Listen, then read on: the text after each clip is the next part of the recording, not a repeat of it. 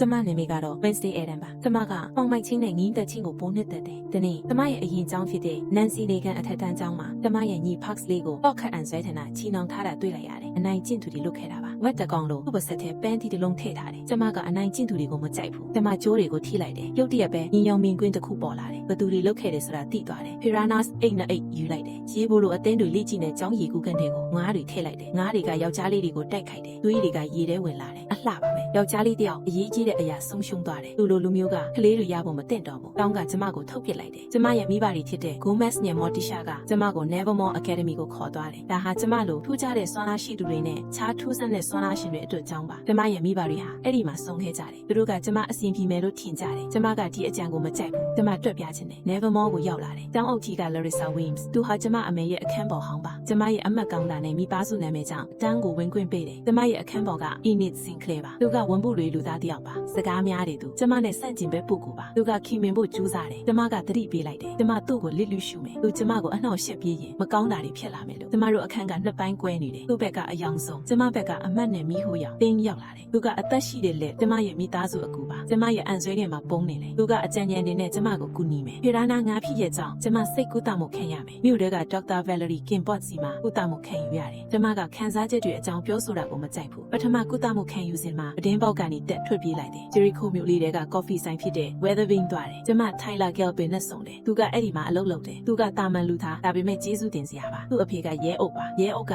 ကျမမိသားစုကိုမကြိုက်ဘူးအရင်ကတည်းကတေးတော့ကိုတတ်ခဲ့တယ်လို့သူထင်တယ်ကျောင်းပြန်ရောက်တော့ Bianca နဲ့ဆုံတယ်သူကတချင်းနဲ့စိတ်တွေကိုထိန်းချုပ်နိုင်တဲ့ရည်သူများတယောက်ပါသူကလူကြိုက်များတယ်နဲ့အားကောင်းတယ်ဓာတိုင်းတင်တန်းမှာကျမနဲ့သူမှတိုက်ခိုက်ကြတယ်အစမှသူနိုင်တယ်ကျမပြန်တိုက်ပြီးနိုင်သွားတယ်ဓာတိုင်းတိုက်ခိုက်မှုကိုကျမနှစ်သက်တယ် Xavier Top နဲ့ဆုံတယ်သူမှပုံတူဆွဲပြီးအသက်သွင်းနိုင်တဲ့စွမ်းအားရှိတယ်ကျမ Enid နဲ့အတူတင်းပေါ်အတင်းမှာပါဝင်တယ်ညဘက်မှာကျမလက်စာဆုံးမှာဆက်လို့တည်တယ် Enid ကသူဝန်ပုတွေဘဝမပြောင်းလဲနိုင်သေးဘူးဆိုတာကိုပြောတယ်ဒီနေ့မြို့တွေကလူမှုရေးလုပ်ခဲ့ထပ်တော့ကြောက်ရွံ့တရုတ်ကျမပေါ်လဲဖို့နီးကပ်စွာထွက်လာတယ် Xavier နောက်ဒီချိန်ကျမကိုကေတင်တယ်နောက်ပိုင်းမှာစိတ်ဆွမ်းအားရှိတဲ့တခြားចောင်းသား Rowan ကိုတွေ့တယ်သူတစ်ပင်ထဲကိုရင်းပြေးသွားတယ်ကျမနောက်ကလိုက်တယ်သူကကျမကိုစာအုပ်အဟောင်းချက်ကပုံတပုံပြတယ်ဒါကကျမနဲ့တူနေတယ်ကျမကចောင်းကိုချက်စီးမယ်လို့သူပြောတယ်သူကသူ့ဆွမ်းအားသုံးပြီးကျမကိုတတ်ဖို့ကြိုးစားတယ်ကျမရဲ့လဲဘင်းကိုညှုတ်တယ်အဲ့ဒီနောက်တစ်ပင်တွေကတတဝါကြီးတစ်ကောင်ပေါ်လာတယ်ကြီးမားကြောက်ဖို့စရာနဲ့လက်သေးချုံတွေရှိတယ်